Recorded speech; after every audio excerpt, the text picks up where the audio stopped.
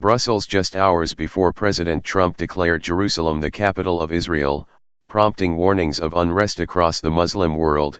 The administration's top diplomat said on Wednesday that peace in the Middle East was still possible. Secretary of State Rex W. Tillerson, during a news conference at NATO headquarters in the heart of Europe, said that he did not want to preempt the president's official announcement, but expressed reassurances about the expected consequences of the decision. The president's very committed to the Middle East peace process, Mr. Tillerson said. Mr.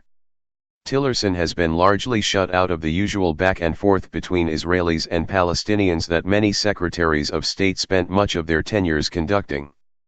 Instead, Mr. Trump entrusted that task to his son-in-law and senior advisor, Jared Kushner. In his remarks on Wednesday, Mr. Tillerson was complimentary toward Mr. Kushner's Middle East peace efforts, which have also been pursued by Jason Greenblatt, an assistant to the president. They have done the hard work, Mr. Tillerson said. We continue to believe there is a good opportunity to achieve peace.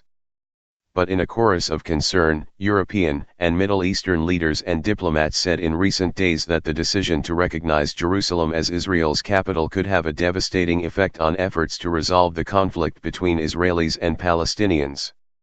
Mr. Trump is recognizing Jerusalem as Israel's capital to fulfill one of his campaign promises, his advisors have said. Boris Johnson, the British Foreign Secretary who joined Mr. Tillerson at the NATO conference here, said he viewed reports of Mr. Trump's looming decision with concern because we think Jerusalem should be part of a final settlement between the Israelis and the Palestinians, a negotiated final settlement, and we have no plans ourselves to move our embassy. Later, he amended those comments as he stood beside Mr. Tillerson before a bilateral meeting, saying the Americans should produce their plans for peace in the Middle East right away. We would like to see, as a result of this, the American proposals on the Middle East peace process brought forward, he said. Mr. Tillerson also met here with the Turkish Foreign Minister, Mevlut Cavusoglu, who was far less diplomatic. It will be a grave mistake, Mr. Cavusoglu said of the pending announcement. It will not bring any stability or peace but rather chaos and instability. Mr. Tillerson has been calling leaders from around the world in recent days to alert them to the pending announcement.